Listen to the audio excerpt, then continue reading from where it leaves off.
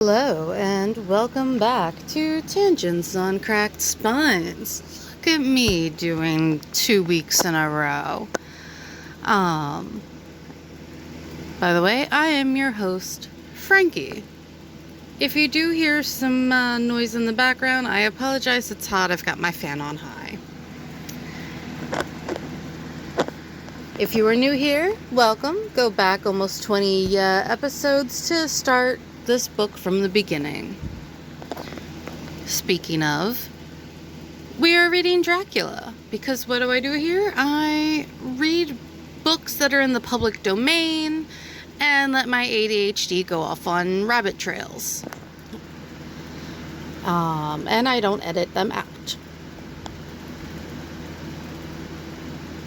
That being said, just because the books are in the public domain does not mean that they are PC or lacking adult themes.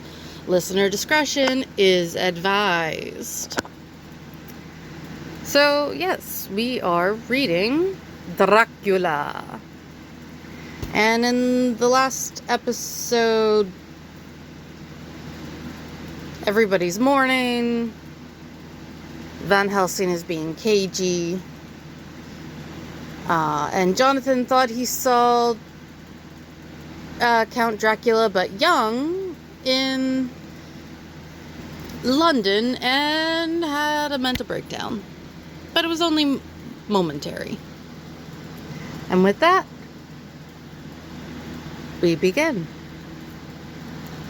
The Westminster Gazette, 25th September. A Hampstead mystery.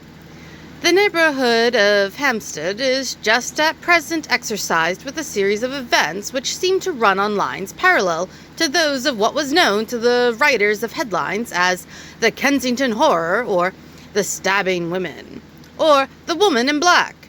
During the past 2 or 3 days, several cases have occurred of young children straying from home or neglecting to return from their playing on the heath. In all these cases, the children were too young to give any properly intelligible account of themselves, but the consensus of their excuses is that they had been with a bloofer lady. It has always been late in the evening when they have been missed, and on 2 occasions the children have not been found until early in the following morning. It is generally supposed in the neighborhood that, as the first child missed gave as his reason for being away that a bloofer lady had asked him to come for a walk, the others had picked up the phrase and used it as occasion served. This is the more natural, as the favorite game of the little ones at present is luring each other away by wiles. A correspondent writes us that to see some of the tiny tots pretending to be the bloofer lady is supremely funny. Some of our caricaturists might, he says, take a lesson in the irony of grotesque by comparing the reality and the picture. It is only in accordance with general principles of human nature that the bloofer lady should be the popular role at these alfresco performances. Our correspondent naively says that even Ellen Terry could not be so winningly attractive as some of these grubby-faced little children pretend, and even imagine themselves, to be. There is, however, possibly a serious side to the question, for some of the children, indeed all who have been missed at night, have been slightly torn or wounded in the throat. The wounds seem such as might be made by a rat or a small dog, and although of not much importance individually, would tend to show that whatever animal inflicts them has a system or method of its own. The police of the division have been instructed to keep a sharp lookout for straying children, especially when very young, in and around Hampstead Heath, and for any stray dog which may be about. Westminster Gazette, 25th September. Extra Special. The Hampstead Horror. Another child injured. The bloofer lady. We have just received intelligence that another child, missed last night, was only discovered late in the morning under a furze bush at the Shooter's Hill side of Hampstead Heath, which is, perhaps, less frequented than the other parts. It has the same tiny wound in the throat as has been noticed in other cases. It was quite terribly weak and looked quite emaciated. It, too, when partially restored, had the common story to tell of being lured away by the Bloofer lady. Oops. No, I wanted to. This is chapter 9, or we're on episode 19. But we are starting chapter 14. Could the chapters be longer? They could. Mina Harker's journal, 23rd September. Jonathan is better after a bad night. I am so glad that he has plenty of work to do, for that keeps his mind off the terrible things.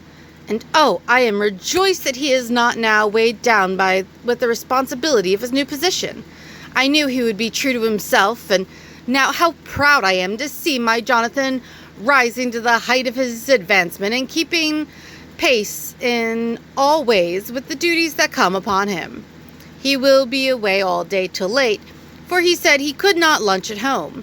My household work is done, so I shall take his foreign journal and lock myself up in room and read it. 24th September. I hadn't the heart to write last night. That terrible record of Jonathan's upset me so. Poor dear! How he must have suffered. Whether it be true or only imagination, I wonder if there is any truth in it at all. Did he get his brain fever and then write all those terrible things? Or had he some cause for it all? I suppose I shall never know, for I dare not open the subject to him. And yet that man we saw yesterday, he seemed quite certain of him. Poor fellow. I suppose it was the funeral upset him and sent his mind back on some train of thought. He believes it all himself. I remember how on our wedding day he said, unless some solemn duty come upon me to go back to the bitter hours, sleep or wake, mad or sane. There seems to be, through it all, some thread of continuity. That fearful Count was coming to London. If it should be, and he came to London, with his teeming millions, there may be a solemn duty, and if it come, we must not shrink from it. I shall be prepared. I shall get my typewriter this very hour and begin transcribing. Then we shall be ready for other eyes if required. And if it be wanted, then perhaps, if I am ready, poor Jonathan may not be upset, for I can speak for him and never let him be troubled or worried with it at all. If ever Jonathan quite gets over the nervousness, he may want to tell me all of it. And I can ask him questions and find out things and see how I may comfort him. Letter, Van Helsing to Mrs. Harker, 24th September. Confidence. Dear Madam, I pray you to pardon my writing in that I am so far friend as that I sent to you sad news of Miss Lucy Westenra's death. By the kindness of Lord Godalming, I am empowered to read her letters and papers, for I am deeply concerned about certain matters vitally important. In them I find some letters from you, which show how great friends you were, and how you love her. O Madam Mina, by that love, I implore you help me. It is for others' good that I ask, to redress great wrong, and to lift much and terrible troubles, that may be more great than you can know. May it be that I see you. You can trust me. She can, but never trust somebody who says trust me. I am friend of Dr. John Stewart and of Lord Godalming. That was Arthur of Miss Lucy. I must keep it private for the present from all. I should come to Exeter to see you at once, if you tell me I am privileged to come, and where and when. I implore your pardon, madam. I have read your letters to poor Lucy, and know how good you are, and how your husband suffer. So I pray you, if it may be, enlighten him not, lest it may harm. Again, your pardon, and forgive me. Van Helsing. Telegram, Mrs. Harker to Van Helsing, 25th September. Come today by 10:15 train if you can catch it. Can see you any time you call. Wilhelmina Harker. Mina Harker's journal, 25th September. I cannot help feeling terribly excited as the time draws near for the visit of Dr. Van Helsing, for somehow I expect that it will throw some light upon Jonathan's sad experience. And as he attended poor dear Lucy in her last illness, he can tell me all about her. That is the reason of his coming, it is concerning Lucy and her sleepwalking, and not about Jonathan. Then I shall never know the real truth now. How silly I am. That awful journal gets hold of my imagination and tinges everything with something of its own color. Of course, it is about Lucy.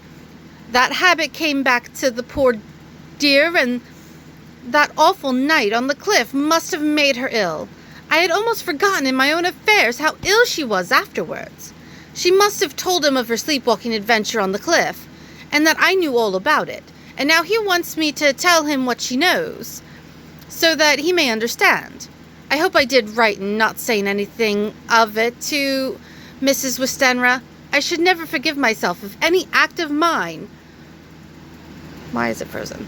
I know. Were it even a negative one, brought harm on poor dear Lucy. I hope, too, Dr. Van Helsing will not blame me. I have had so much trouble and anxiety of late that I feel I cannot bear more just at present. I suppose a cry does us all good at times, clears the air as other rain does. Perhaps it was reading the journal yesterday that upset me, and then Jonathan went away this morning to stay away from me a whole day and night. The first time we have been parted since our marriage. I do hope the dear fellow will take care of himself and that nothing will occur to upset him. It is 2:00 and the doctor will be here soon now. I will say nothing of Jonathan's journal unless he asks me. I am so glad I have typewritten out my own journal, so that, in case he asks about Lucy, I can hand it to him. It will save much questioning. Later. He is come and gone. Oh, what a strange meeting! And how it all makes my head whirl round. I feel like one in a dream. Can it be all possible, or even a part of it? If I had not read Jonathan's journal first, I should never have accepted even a possibility. Poor dear Jonathan! How he must have suffered! Please the good God, all this may not upset him again. I shall try to save him from it. But it may be even a consolation and a help to him, terrible though it be, and awful in its consequences, to know for certain that his eyes and ears and brain did not deceive him, and that it is all true. It may be that it is the doubt which haunts him, that when the doubt is removed, no matter which, walking or dreaming, may prove the truth. He will be more satisfied and better able to bear the shock. Dr. Van Helsing must be a good man as well as a clever one if he is Arthur's friend and Dr. Seward's. And if they brought him all the way from Holland to look after Lucy. I feel from having seen him that he is good and kind and of a noble nature. When he comes tomorrow, I shall ask him about Jonathan. And then, please God, all this sorrow and anxiety may lead to a good end. I used to think I would like to practice interviewing. Jonathan's friend on the Exeter News told him that memory was everything in such work, that you must be able to put down exactly almost every word spoken, even if you had to refine some of it afterwards. Here was a rare interview. I shall try to record it verbatim. It was 2:30 when the knock came. I took my courage à deux mains and waited. In a few minutes, Mary opened the door and announced, "Dr. Van Helsing." I rose and bowed, and he came towards me, a man of medium weight, strongly built, with his shoulders set back over a broad, deep chest, and a neck well balanced on the trunk as the head is on the neck. The poise of the head strikes me at once as indicative of thought and power. The head is noble, well-sized, broad, and large behind the ears. The face, clean-shaven, shows a hard, square chin, a large, resolute, noble, mobile mouth, a good-sized nose, rather straight, but with quick, sensitive nostrils that seem to broaden as the big, bushy brows come down and the mouth tightens. Such description. The forehead is broad and fine, rising at first almost straight and then sloping back above two bumps or ridges wide apart. Such a forehead that the reddish hair cannot possibly tumble over it, but falls naturally back and to the sides. Wait, Van Helsing's a redhead? I never knew that. I've read this book before too, and I completely missed that. They always describe him, depict him as old and gray-haired in the movies, and I've just never noticed that in the book before. Big, dark blue eyes are set widely apart and are quick and tender or stern with the man's moods. He said to me, "Mrs. Harker, is it not?" I bowed assent. "That was Miss Mina Murray?" Again I assented. "It is Mina Murray that I came to see, that was friend of that poor dear child Lucy Westenra. Madam Mina, it is on account of the dead I come." "Sir," I said, "you could have no better claim on me than that you were a friend and helper of Lucy Westenra." And I held out my hand. He took it and said tenderly, "Oh, Madam Mina, I know that the friend of that poor Lily girl must be good, but I had yet to learn." He finished his speech with a courtly bow. I asked him what it was he wanted to see me about, so he at once began. "I have read your letters to Miss Lucy. Forgive me, but I had to begin to inquire somewhere, and there was none to ask. I know that you were with her at Whitby. She sometimes kept a diary. You need not look surprised, Madam Mina. It was begun after you had left and was in imitation of you. And in that diary she traces by inference certain things to a sleepwalking, in which she puts down that you saved her. In great perplexity, then I come to you and ask you out of your so much kindness to tell me all of it that you can remember."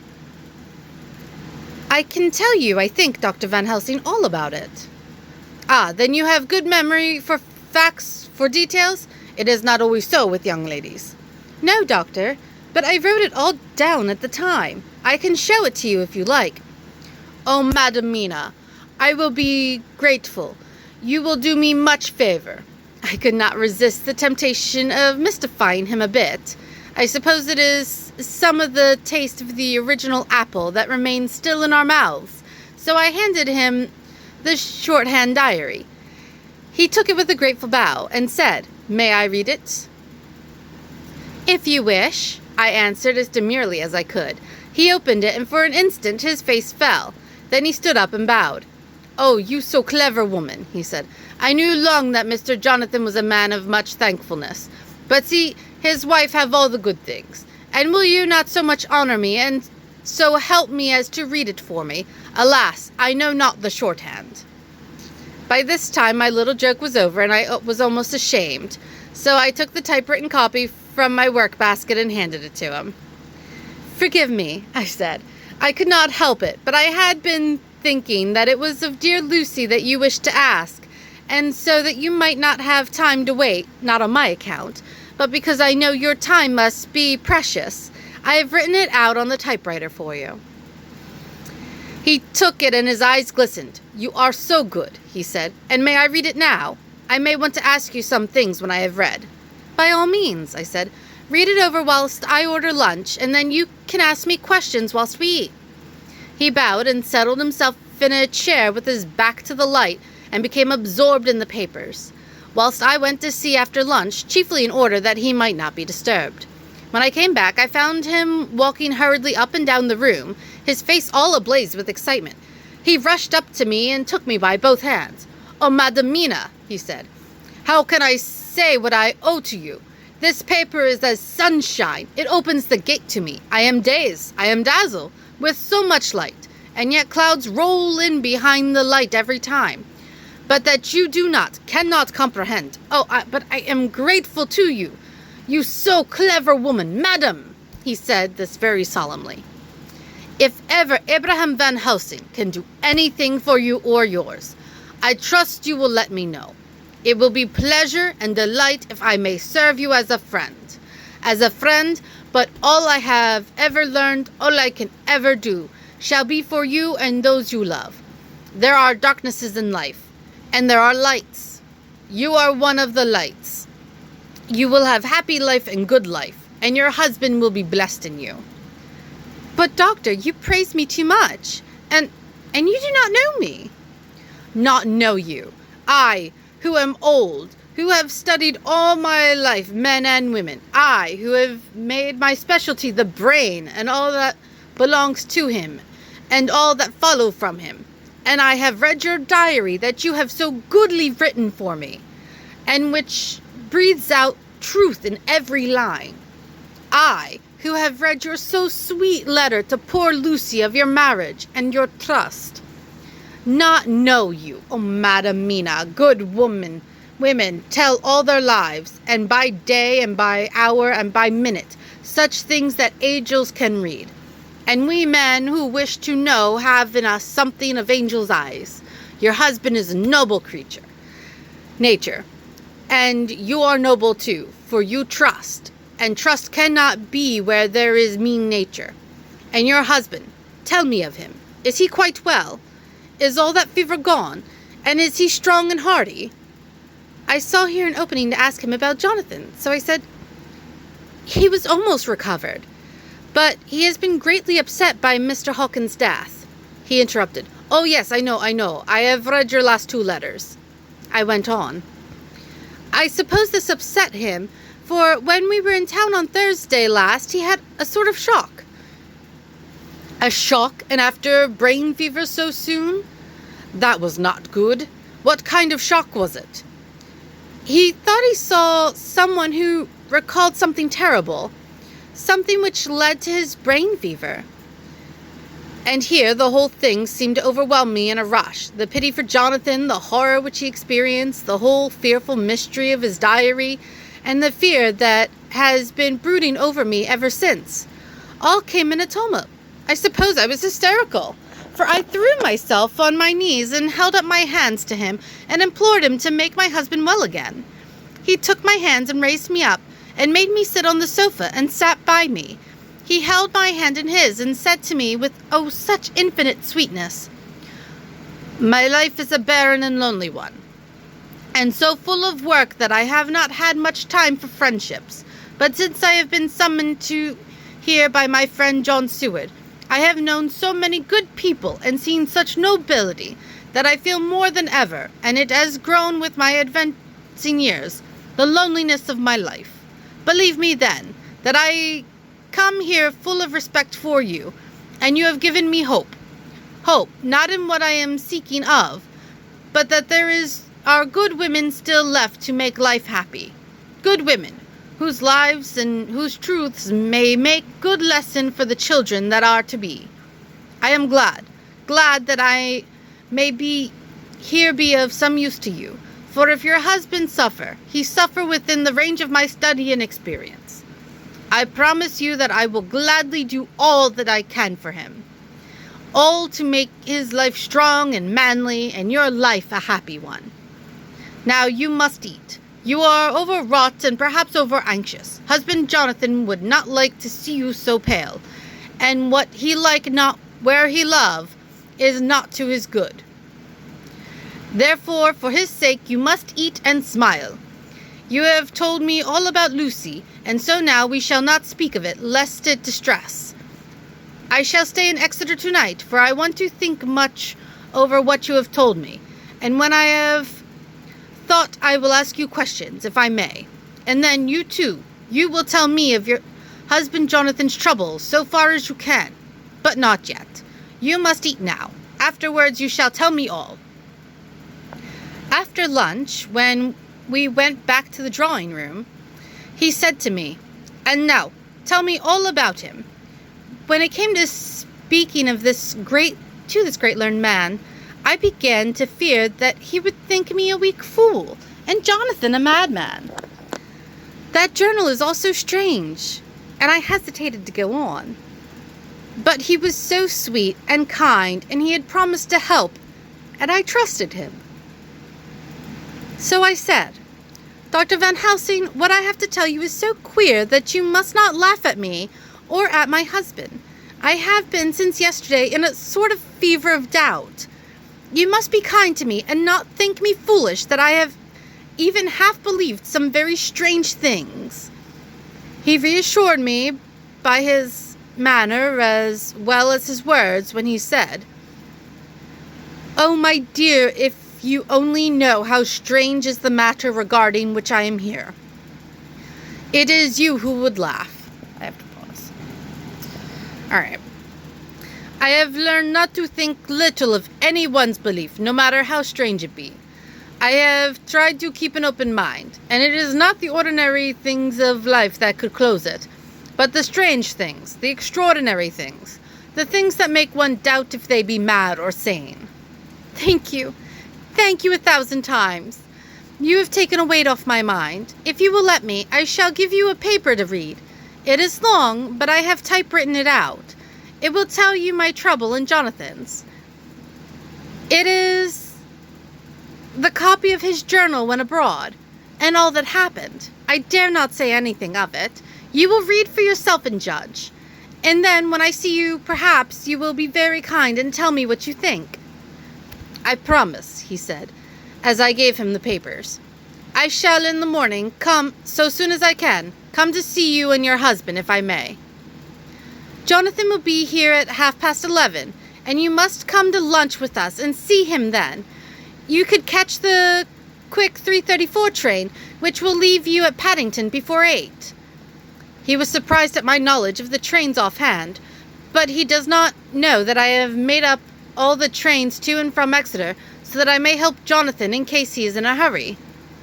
So he took the papers with him and went away, and I sit here thinking, I don't know what. Let's see, how long is this letter? Oh, that's not long at all. Let's keep going. 25th September, 6 o'clock. Oh, sorry, this was letter by hand. Van Helsing to Mrs. Harker.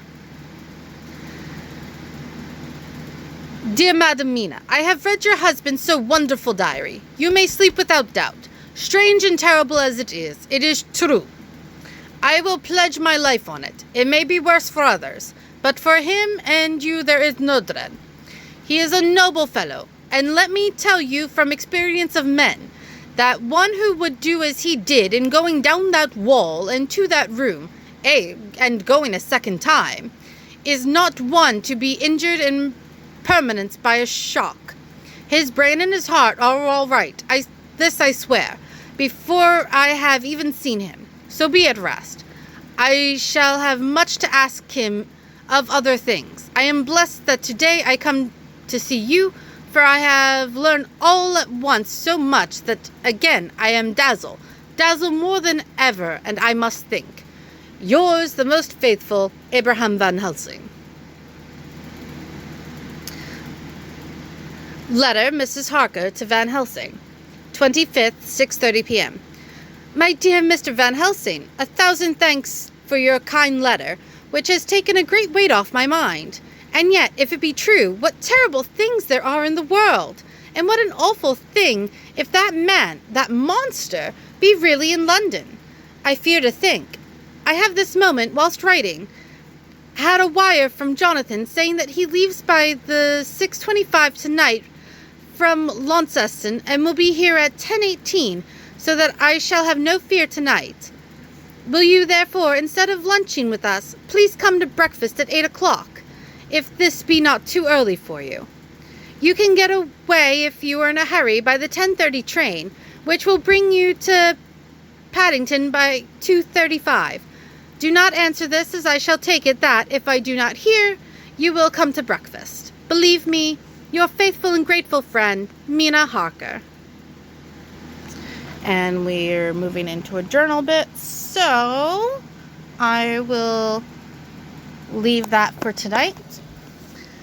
Thank you all for listening, and as with all podcasts, please like, share, subscribe, review, follow, all that jazz. Contacts will be in the description if you wanted to reach out for whatever reason. Thank you all for listening, and have a wonderful time.